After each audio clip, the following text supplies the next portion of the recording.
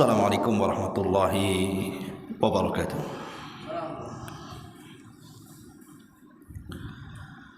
Alhamdulillah, alhamdulillahi rabbil alamin, wa bihi nasta'in wa ala umuri dunya waddin. Wassalatu wassalamu ala ashrafil anbiya'i wal mursalin Muhammadin wa ala alihi wa sahbihi ajma'in. Allahumma ij'al hadha ijtima'ana ijtima'an marhuma waj'al tafarruqana min ba'dihi tafarruqan ma'suma wala taj'al fina wala bainina syaqiyan wala mahruma. Allahumma 'allimna ma yanfa'una wanfa'na bima 'allamtana wa zidna ilma ya rabbal alamin. Allahumma ya mu'allima Adam 'allimna wa ya mufahhima Sulaiman fahimna. Rabbi israh li sadri wa yassir li amri wahlul 'uqdatam min lisani yafqahu qawli, amma ba'du.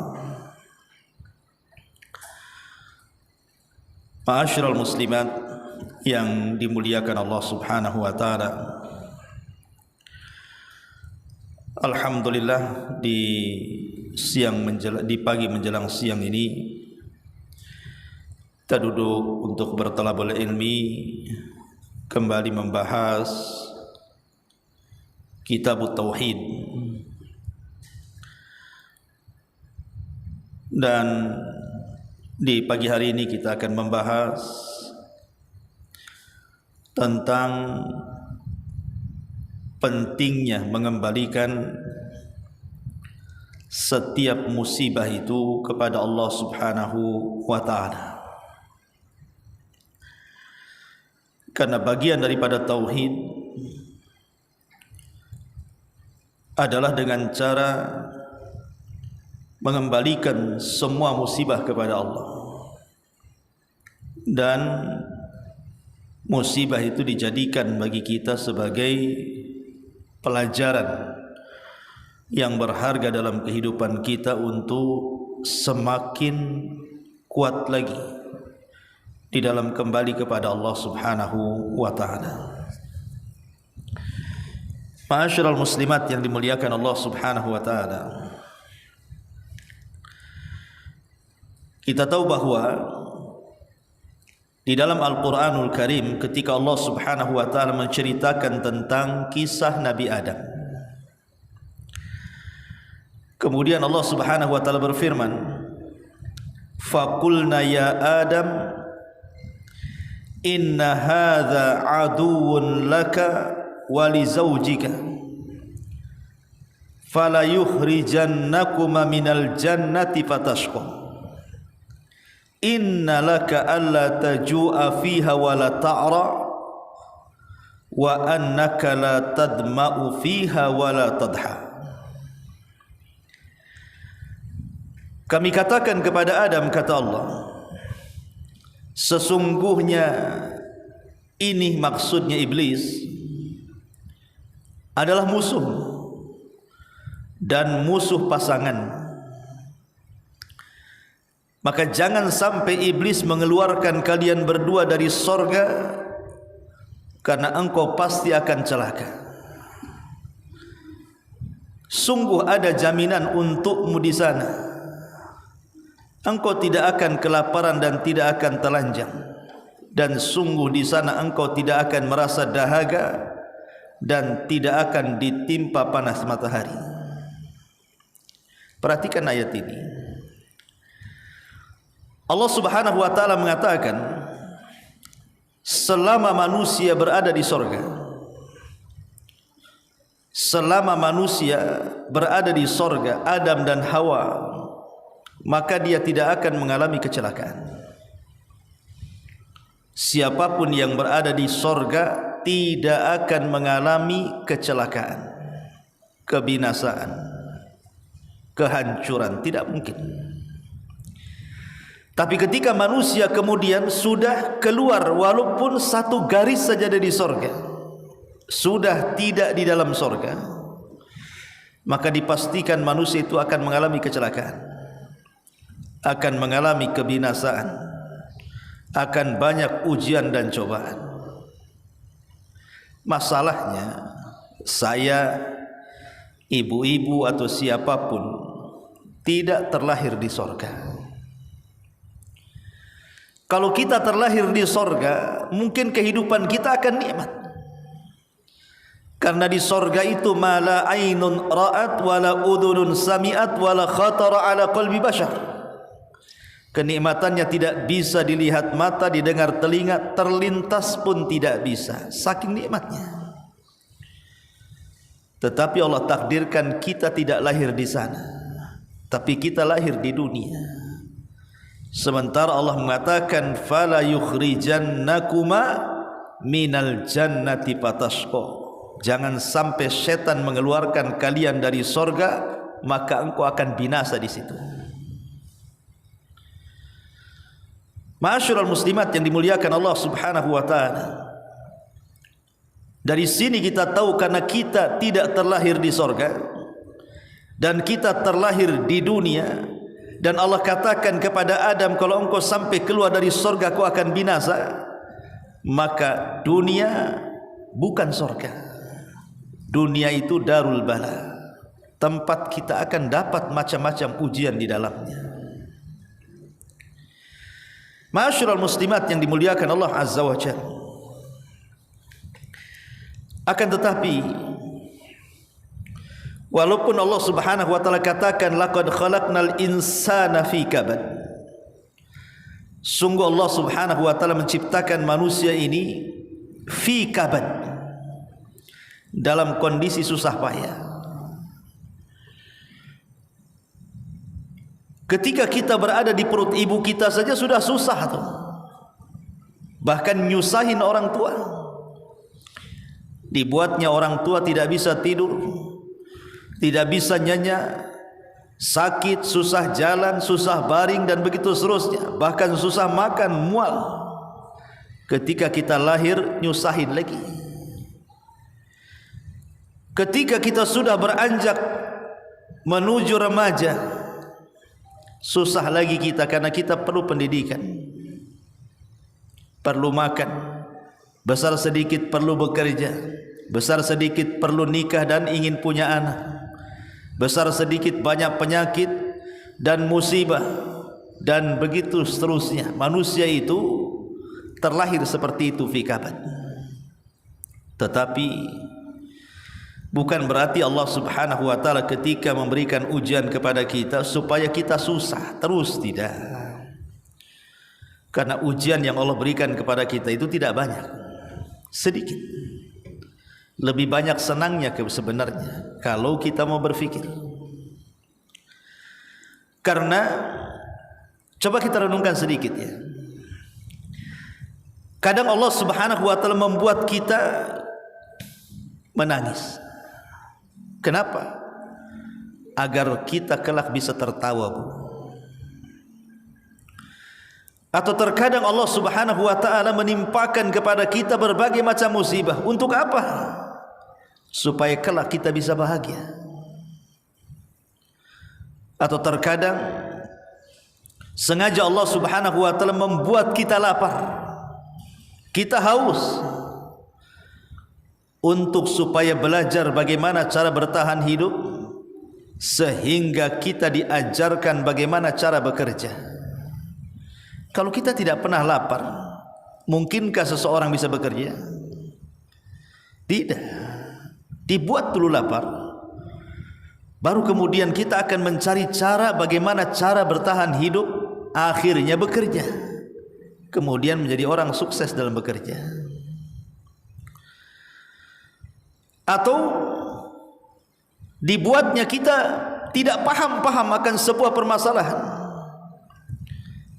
rupanya supaya Allah Subhanahu wa taala memberikan pelajaran kepada kita supaya kita belajar. Dengan ketidakpahaman itu akhirnya kita mencari-cari tahu, bertambahlah pengetahuan. atau mungkin mengambil sesuatu yang paling disukai. Sengaja Allah Subhanahu wa taala mungkin mengambil anak kita, ataupun memanggil pasangan kita, dan orang-orang yang kita cintai dipanggil oleh Allah Subhanahu wa taala. Supaya apa? Boleh jadi Allah Subhanahu wa taala menghendaki supaya kita lebih kembali kepada Allah Azza wa Jalla, bahwa semua datang dari Allah dan akan kembali kepada Allah Azza wa Jalla. Diingatkan akan kematian. Ma'asyiral muslimat yang dimuliakan Allah Subhanahu wa taala, maka jangan pernah menghadapi sebuah musibah itu dipandang musibah, tapi pandanglah musibah itu sebuah tarbiyah. Bahwa di sana ada hikmah yang kita tidak tahu. Allah Subhanahu wa taala mempersiapkan segalanya untuk hambanya. Ma'asyiral muslimat yang dimuliakan Allah Azza wa Jalla, di sini muallif rahimahullahu taala mencantumkan satu dalil dalam Al-Qur'anul Karim, dan inilah pembahasan kita. Di dalam surah Al-Baqarah, tepatnya pada ayat ke-155 sampai 157, Allah Subhanahu wa taala berfirman, wala nabluwannakum bisyai'in minal khawfi wal ju'i wa naqsim minal amwali wal anfusi wath thamarat wa basyiris sabirin alladzina idza asabathum musibatun qalu inna lillahi wa inna ilaihi raji'un ulaika alaihim salawatu min rabbihim wa rahmah wa ulaika humul muhtadin wa ulaika humul muhtadun. Di sini Allah Subhanahu wa taala berfirman, dan kami pasti akan menguji kamu dengan sedikit ketakutan, kelaparan, kekurangan harta, goncangan jiwa, diuji dengan buah-buahan, dan sampaikanlah kabar gembira kepada orang-orang yang sabar. Orang-orang yang apabila ditimpa musibah, mereka berkata, inna lillahi wa inna ilaihi raji'un. Sesungguhnya kami milik Allah dan hanya kepadanya lah kami akan kembali. Mereka itulah orang-orang yang memperoleh ampunan dan rahmat dari Tuhannya, dan mereka itulah orang-orang yang mendapatkan petunjuk. Perhatikan dalam ayat ini, Allah Subhanahu wa taala mengatakan wala nabluwannakum, sungguh-sungguh kami akan menguji kalian. Lam di sini ada lam taukid, artinya pasti dan pasti kami akan memberikan ujian kepada kalian. Bu, jangan lagi sekelas kita, sekelas para nabi saja diuji. Nabi Nuh alaihi salatu wassalam 950 tahun berdakwah, tidak ada satupun kaumnya yang beriman kecuali sedikit. Ujian. Bahkan cenderung kaumnya mengejek-ejek Nabi Nuh alaihi salatu wassalam. Nabiullah Ibrahim alaihi salatu wassalam harus dilempar ke dalam api. Kalaulah bukan karena Allah kemudian mukjizat yang Allah anugerahkan kepada Ibrahim, tentu Ibrahim sudah mati dimakan api itu. Dan itu ujian. Nabi Yusuf alaihi salatu wassalam harus dicelakakan saudaranya, dimasukkan ke dalam sumur yang bisa saja Nabi Yusuf mati dalam sumur itu. Bahkan ketika sudah besar dia dimasukkan ke dalam penjara, bertahun-tahun di penjara. Kalau bukan karena pertolongan Allah, maka dia tidak akan pernah keluar dari penjara. Siapa lagi? Nabi Ayub diuji oleh Allah Subhanahu wa taala dengan berbagai macam ujian mulai dari kehilangan hartanya, kehilangan anak-anaknya, sampai kepada penyakit yang dideritanya 18 tahun lamanya, sampai dijauhi manusia dan tidak mau mendekat kepadanya. Ujian yang luar biasa Nabi Ayub alaihi salatu wassalam. Nabi Musa alaihi salatu wassalam dihadapkan kepada kaum yang keras hatinya. Thumma qasat qulubuhum, hati mereka keras sekali. Didatangkan berbagai macam mukjizat, beriman sesaat, kufur lagi. Bahkan sampai kemudian mereka melucuti kehormatan Musa, sampai Nabi mengatakan rahimallah akhu Musa udhiya katsiran fasabara. Semoga Allah merahmati saudaraku Musa, banyak kalilah ujian dia dari Allah, tapi dia nabi yang sabar. Maryam atau Isa bin Maryam dikejar-kejar tentara Romawi dan akan dibunuhnya.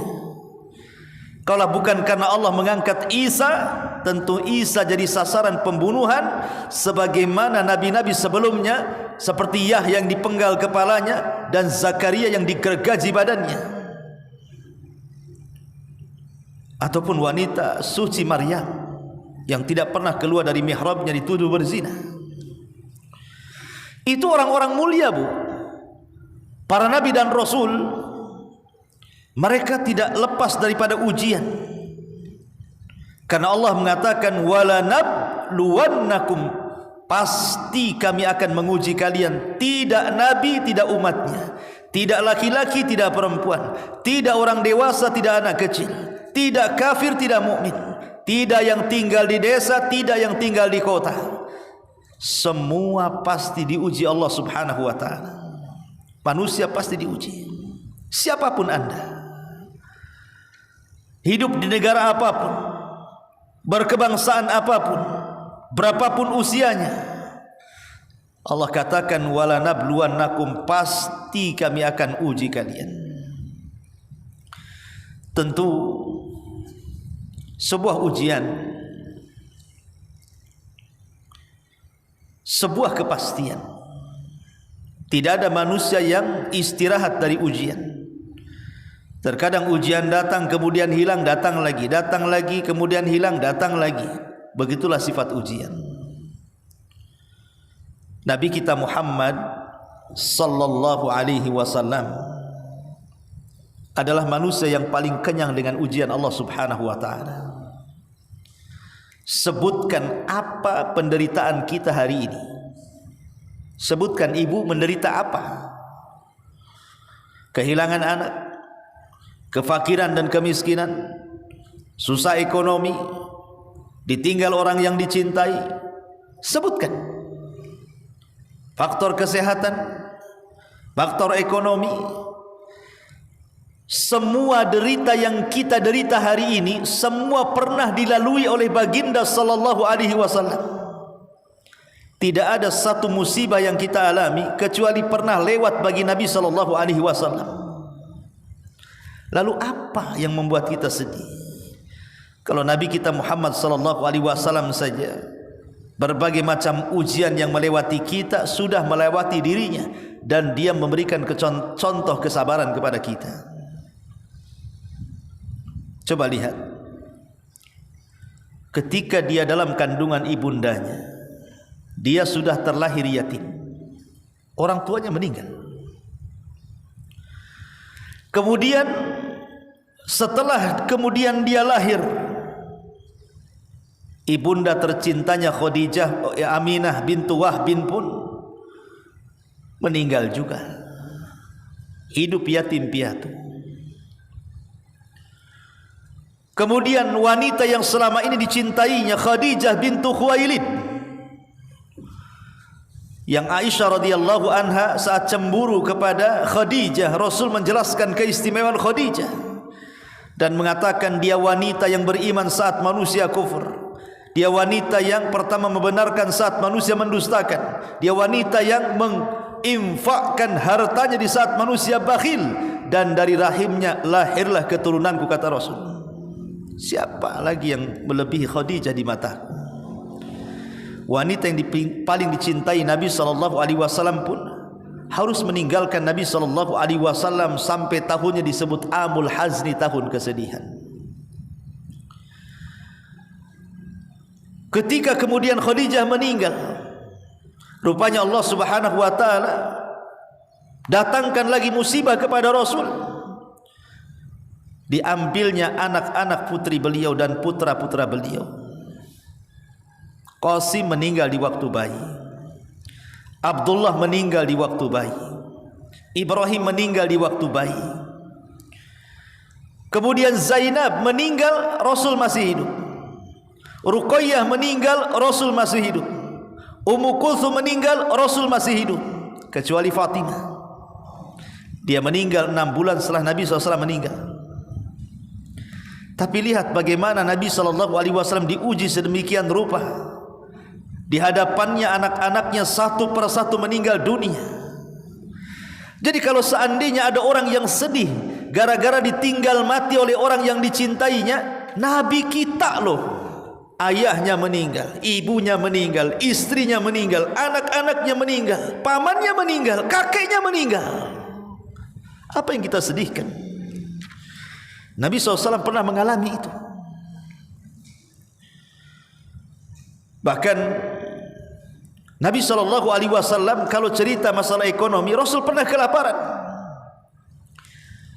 3 tahun pemboikotan Bani Hashim oleh Abu Jahal, sampai-sampai Rasul dan para sahabatnya harus memakan dedaunan dan rumputan karena tidak ada yang dimakan selama 3 tahun. Makan dedaunan 3 tahun, bro. Mungkin bahasa kitanya makan lalapan, ya. Luar biasa tuh. Bahkan Aisyah radhiyallahu anha pernah mengatakan, pernah lewat kepada kami al-hilal tilwal hilal, kata Aisyah, telah lewat bulan, lewat lagi bulan, dan tidak ada satupun asap yang mengepul di dapurku. 3 bulan berturut-turut Aisyah tidak masak, karena tidak ada yang dimasak. Kalau ibu tidak masak karena COD, ya bu ya, kenapa tak masak?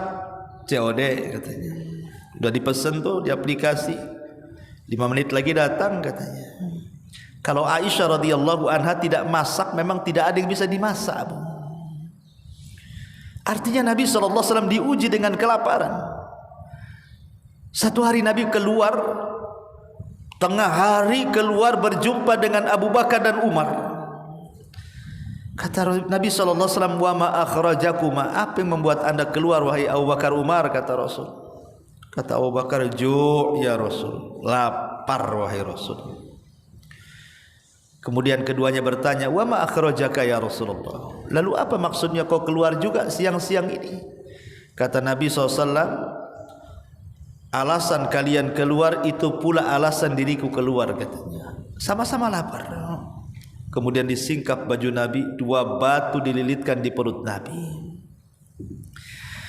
Jadi kalau Nabi SAW tidak pernah kenyang hidupnya,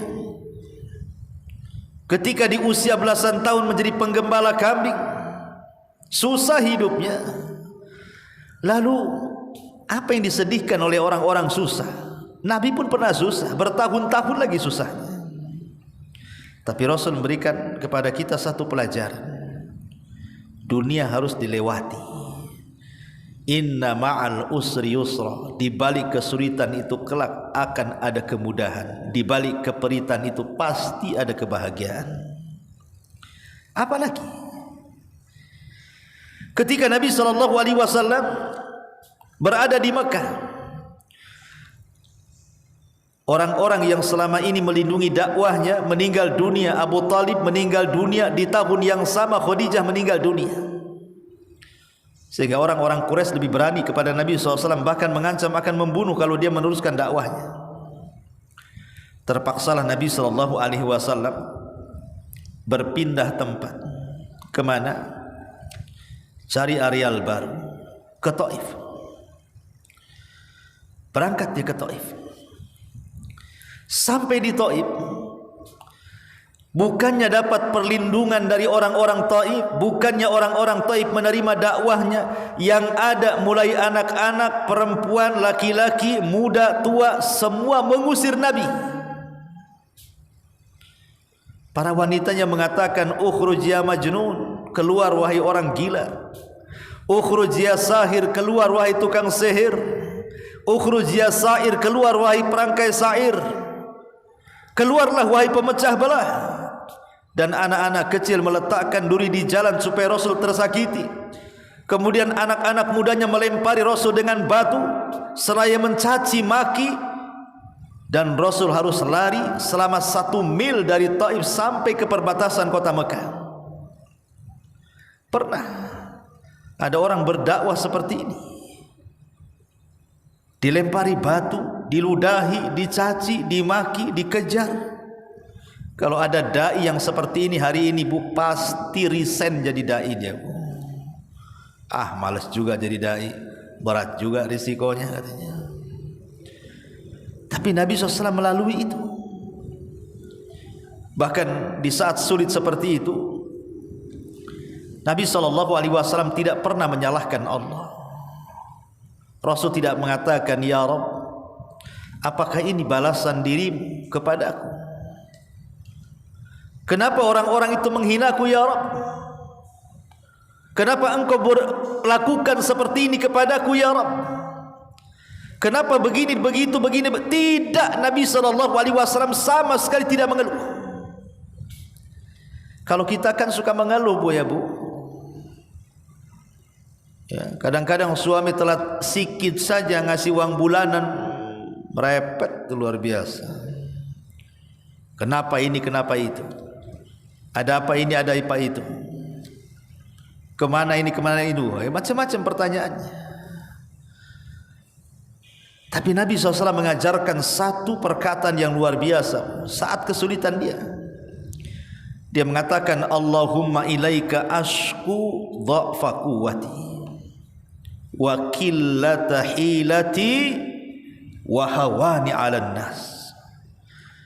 Ya arhamar rahimin, anta rabbul mustad'afina wa anta rabbi, ila man takiluni, ila ba'idin yatajahhamuni am ila aduwin malaktahu amri, illam yakun bika alayya ghadabun fala ubali, walakin afiyataka hiya awsa'u li, a'udzu binurik wajhika alladhi asrakat lahu adh-dhulumat wa saluha alayhi amrud dunya wal akhirah min an tunzila bi ghadabaka aw yahila alayya sakhatuka lakal utba hatta tarda wala haula wala quwata illa bik. Lihat bagaimana Rasul menghibur dirinya saat dia disakiti orang-orang Taif.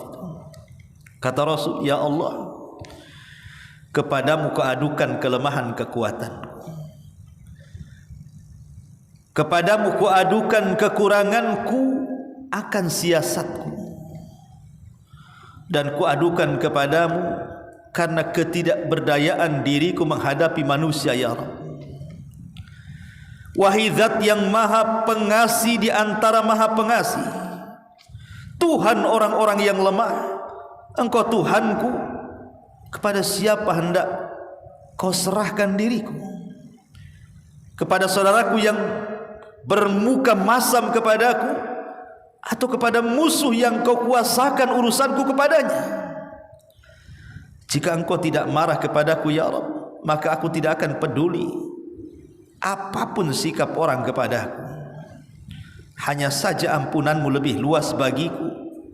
Aku berlindung dengan cahaya wajahmu yang menyinar semua kegelapan, sehingga dengannya menjadi baik urusan dunia dan akhirat dari kemarahanmu kepadaku atau tidak terimamu atas diriku. Milikmulah keridhaan Engkau, ridha tidak ada daya dan upaya kecuali milikmu ya Rabb.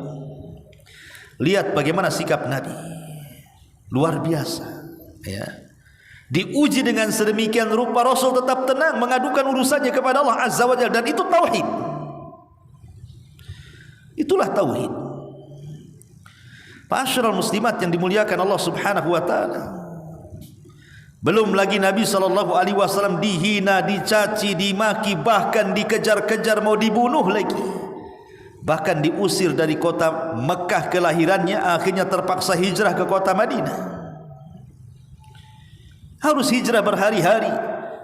Perjalanan yang paling bahaya seumur hidupnya, akhtarul hijrah.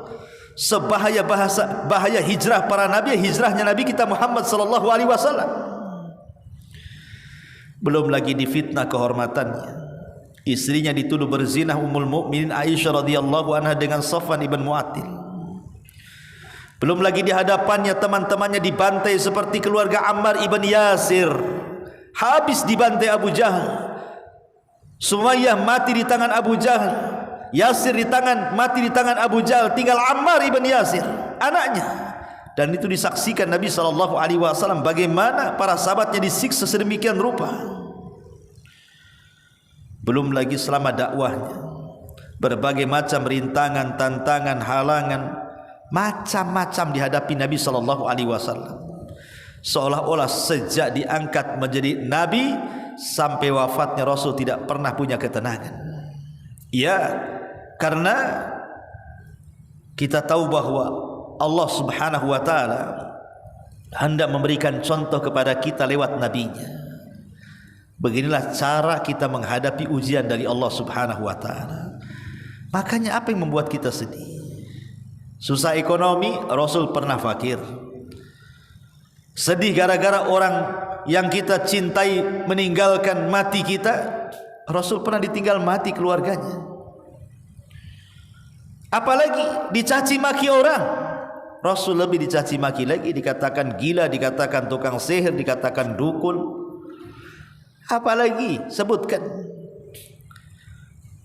Tapi kita tidak pernah mengalami apa yang dialami Nabi kan.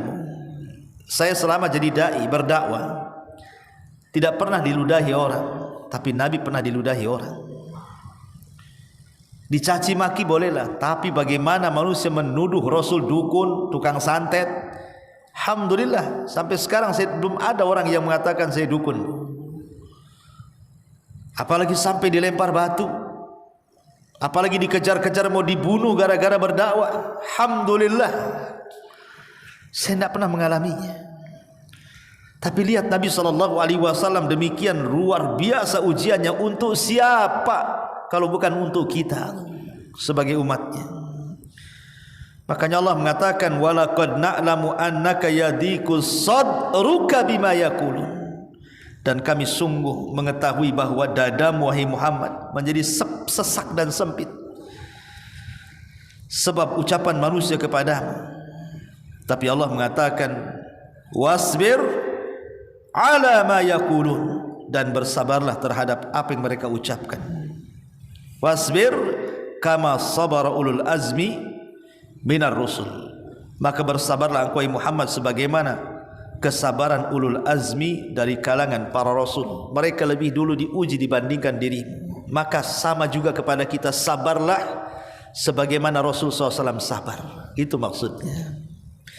Ma'asyiral muslimat yang dimuliakan Allah Azza wa Jalla. Di sini Allah Subhanahu wa taala mengatakan wala nabluwannakum bisyai'in, dan sungguh kami akan uji kalian bisyai'in, dengan sedikit. Yang diuji itu sedikit, yang banyak itu Allah berikan kesenangan kepada kita. Cuman kalau ibu cerita seolah-olah ibu itu lebih banyak diuji dibandingkan diberikan nikmat kan Bu? Setiap ketemu dengan ibu cerita susah lagi, besoknya ketemu cerita susah lagi, besoknya ketemu cerita susah lagi. Kapan cerita senangnya Bu? Padahal kesusahan yang Allah berikan kepada kita itu sedikit, tapi kita seolah-olah banyak pula susahnya. Kenapa? Karena tidak bersyukur. Ya. Kemudian Allah mengatakan minal khawfi wal ju' wa naqsim minal amwali wal anfusi wath thamarat wa basyiris sabirin alladzina idza asabathum musibatun qalu inna lillahi wa inna ilaihi raji'un. Di sini Allah Subhanahu wa taala menyebutkan 5 perkara. Inilah yang membuat orang itu tidak bisa tenang hidupnya. 5 perkara inilah yang membuat orang stres, yang membuat orang gundah gulana, yang membuat orang bingung dan tidak bisa berfikir. Padahal 5 perkara ini ujian dari Allah Subhanahu wa taala bagi hamba-hambanya. Apa itu?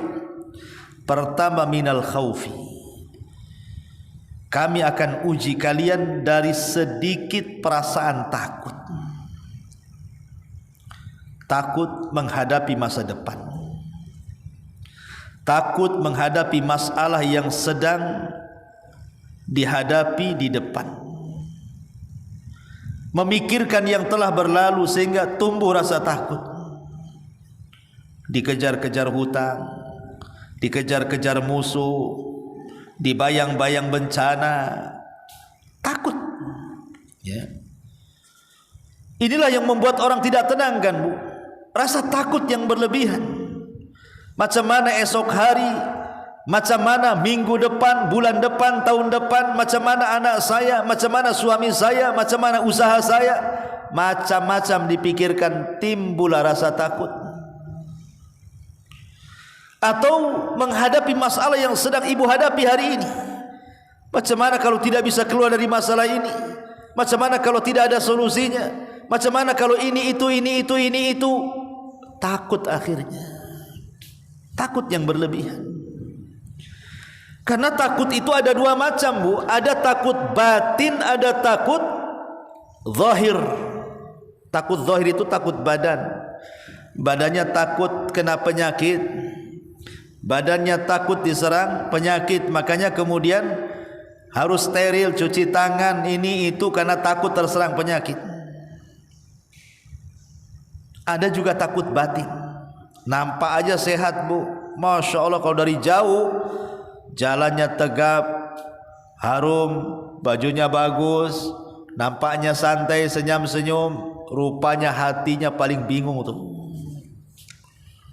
Ketika jalan nampak gitu ya, kok lunglai jalannya, kok enggak fokus, tiang listrik kena tabrak dia, kaki pula kesenggol batu hampir jatuh. Ya, nampak zahirnya sehat tapi batinnya tidak sehat. Lah, ada orang-orang yang diuji dengan perasaan takut. Kemudian yang kedua, walju ataupun kelaparan. Terjadi paceklik, susah ekonomi, susah cari kerja, mikir apa yang akan dimakan. Atau mungkin sebaliknya, dia kaya, dia banyak duitnya, dia sanggup memberi makanan dengan berbagai macam lauknya, tapi tetap saja Allah buat lapar. Kenapa? Tidak ada yang bisa dimakan. Makan ini kolesterol, makan ini darah tinggi, makan ini asam urat, makan ini sesak dada. Akhirnya lapar juga kan? Padahal ada makanan tuh. Jadi satu sisi ada yang diuji oleh Allah Azza wa Jalla, betul-betul lapar, tidak ada yang dimakan. Memang tidak ada duit, tidak ada pekerjaan. Ya, makannya asi Indomie, siang Indomie, malam Indomie. Yang keluar Indomie lagi. Kan itu kadang-kadang kan nggak ada nasi dimakan, itu asik mie goreng saja. Tapi ada orang yang subhanallah uangnya banyak, boleh jadi satu warung Padang itu bisa diborong dia tuh lauk pauknya, tapi tidak ada yang bisa dimakan karena banyak penyakit tuh. Dua-duanya ujian. Lapar ya ujian, kebanyakan uang tidak bisa makan juga ujian. Itulah yang disebut dengan walju namanya, rasa lapar. Ya. Wa naqsim minal amwal, ataupun kekurangan harta. Entah kehilangan harta, mungkin rumahnya terbakar. Entah kehilangan harta, mungkin kecurian. Entah kehilangan harta, mungkin usahanya terjadi kebangkrutan, gulung tikar. Entah karena mungkin banyak harta tapi tidak berkah.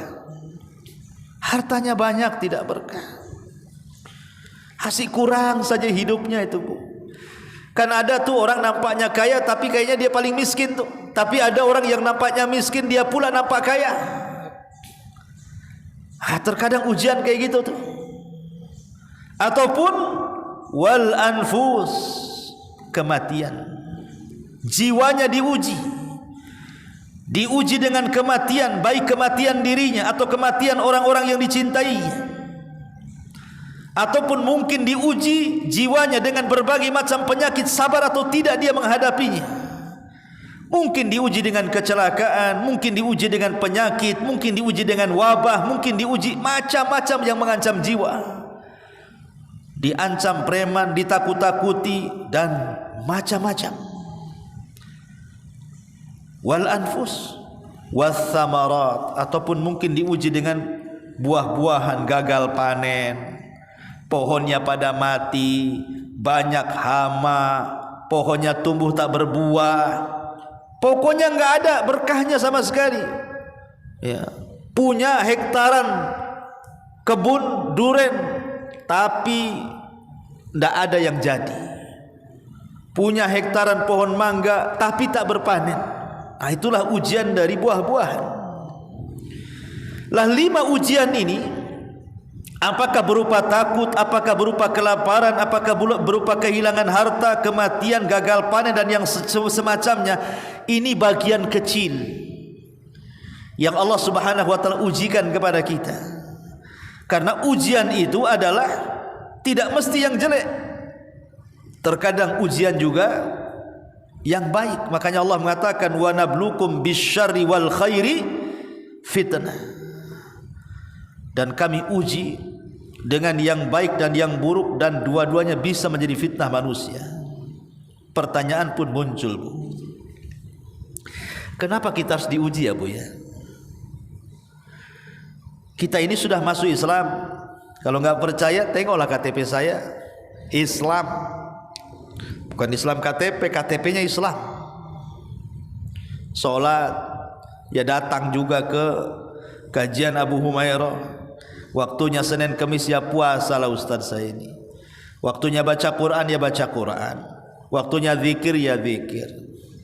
Tapi kenapa ya saya masih banyak diuji gitu? Padahal saya sama dengan yang lainnya. Yang lain solat malam, saya pun solat malam kok. Yang lain solat wajib, saya pun solat wajib. Yang lain sedekah, saya juga sedekah. Apa bedanya saya dengan dia? Tapi saya lihat dia kok senyum saja, saya kok murung saja. Padahal sama aja ibadah saya dengan dia. Kenapa saya diuji dia tidak? Ada pertanyaan kayak gitu tuh, Bu. Jawabannya, Allah mengatakan dalam Al-Quran, ahasiban nas an yutraku an yakulu amanna wa hum la yuftanun. Apakah manusia mengira bahwa mereka akan dibiarkan hanya dengan mengatakan kami telah beriman kemudian mereka tidak diuji? Tidak. Walaqad fattannal ladzina min qablihim fala ya'lamanna Allahu alladzina sadaqu wala ya'lamannal kadzibin. Dan sungguh kami telah menguji orang-orang sebelum mereka, maka Allah pasti mengetahui orang-orang yang benar dan pasti mengetahui orang-orang yang dusta. Maksudnya begini, Bu. Sekarang kalau ibu sholat, tetangga sholat. Ibu sholat malam, tetangga sholat malam juga. Ibu baca Quran, tetangga juga baca Quran. Ibu zikir, tetangga juga zikir. Ibu datang ke majelis taklim, tetangga juga datang ke majelis taklim. Untuk membedakan ibu dengan dia itu macam mana caranya, Bu? Supaya ibu beda. Jadi solatnya ibu dengan solatnya dia, macam mana cara bedakannya? Puasa ibu dengan puasa dia, bagaimana cara membedakannya? Ibu hadir di majelis taklim dengan dia hadir di majelis taklim, itu macam mana cara membedakannya? Cara membedakannya ketika Allah berikan ujian kepada kita. Baru di situ nanti terbedakan tuh, oh solat saya beda dengan solat dia. Puasa saya beda dengan puasa dia. Hadirnya saya di majelis taklim beda dengan hadirnya dia di majelis taklim. Zikirnya saya beda dengan zikir dia. Dengan ujian itu terbedakan antara kita dengan mereka. Disitulah Allah menguji supaya Allah tahu siapa di antara ibu yang riya, siapa yang ikhlas, siapa yang benar keimanannya, siapa yang dusta keimanannya, siapa yang bohong-bohongan, siapa yang serius, siapa yang karena Allah, siapa yang bukan karena Allah, siapa yang ini, siapa yang itu. Dengan ujian itulah tersingkap mana yang berjalan di atas kebenaran dan mana yang berjalan di atas kedustaan. Itulah fungsinya ujian di sini. Kalau ibu tidak diuji, ya macam mana nguji solat ibu tuh? Dengan ada ujian disitulah ibu teruji solatnya, ibu teruji zikirnya, baca Qur'annya, ibadahnya teruji di situ. Apakah ibadahnya itu bisa menenteramkan hati, lebih mendekatkan diri kepada Allah, ataukah tidak? Dikasih ujian. Rupanya banyak orang yang ahli ibadah tumbang dengan ujian. Sekali diuji sudah tidak solat lagi, sudah tidak baca Quran lagi, sudah tidak zikir lagi, tidak lagi hadir di majelis ta'lim.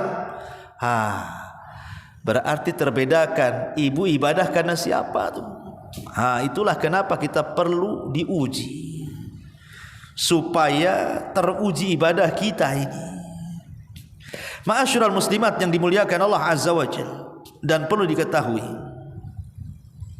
bahwa ada rahasia besar kenapa kita harus bersyukur kita ini diuji. Ya. Ma'asyiral muslimat yang dimuliakan Allah Subhanahu wa taala,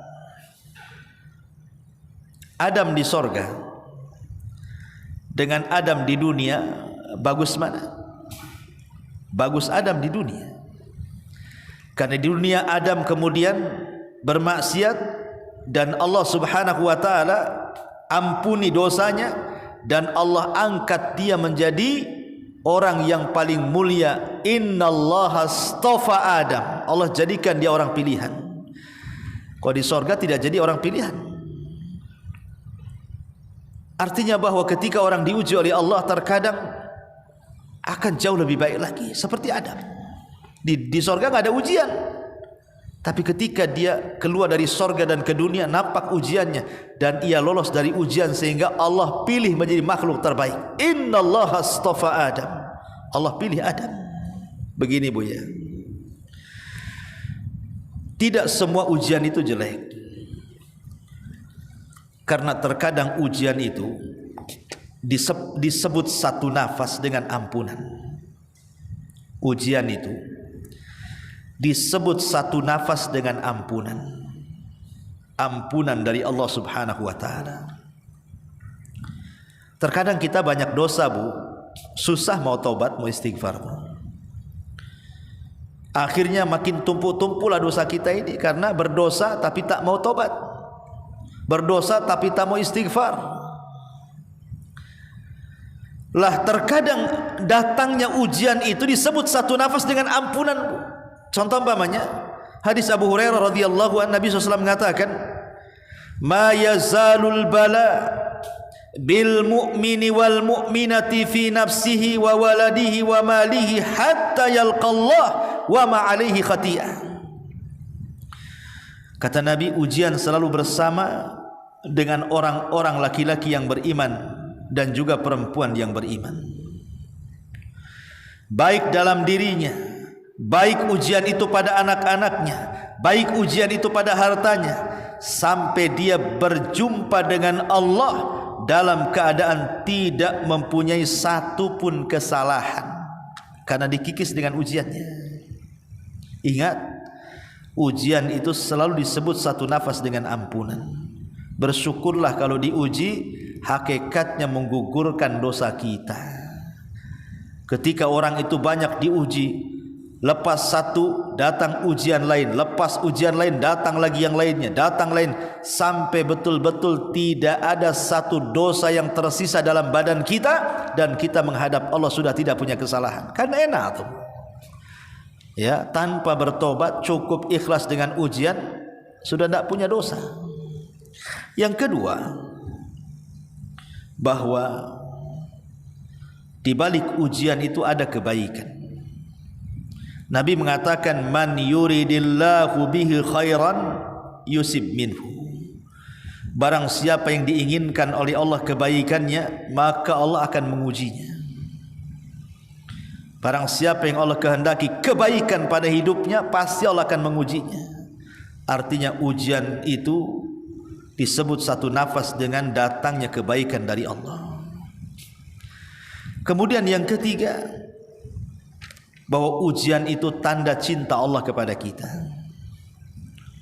Sebagaimana ibu punya anak, ibu sekolahkan, padahal tahu sekolah itu kan pagi bangun, nanti belajar, malam lagi. Kadang-kadang lelah nengok anak kita belajar itu kan.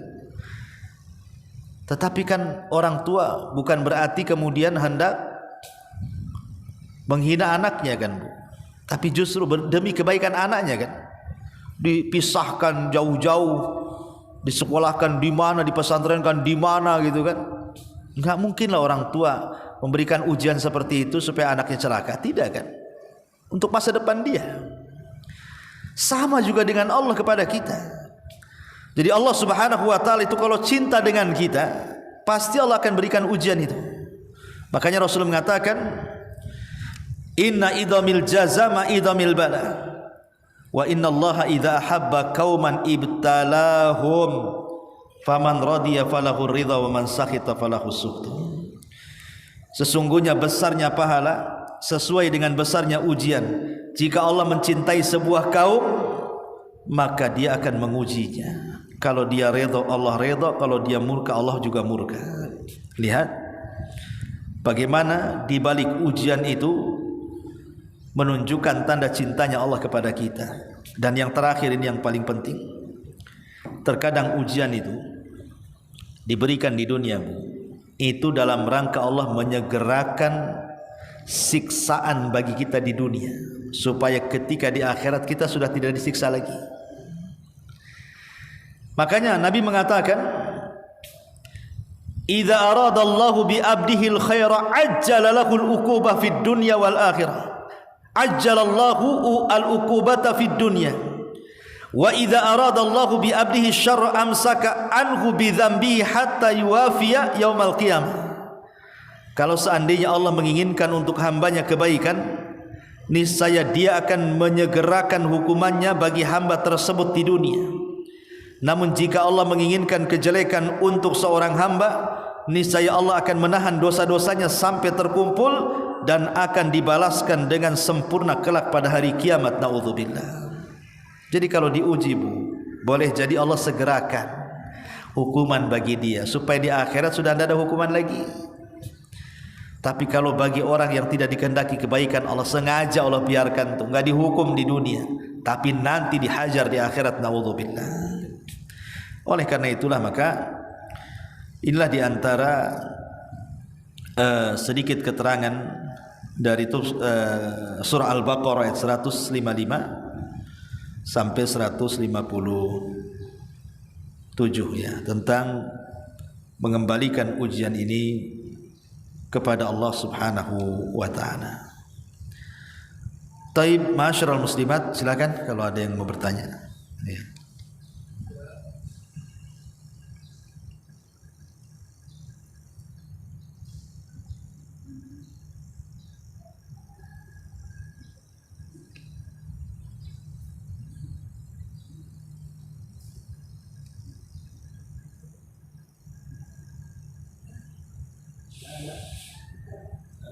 Alhamdulillah. Subhanaka bihamdika asyhadu an la ilaha illa anta astaghfiruka wa atubu ilaik. Allahu ta'ala alam. Assalamualaikum warahmatullahi wabarakatuh.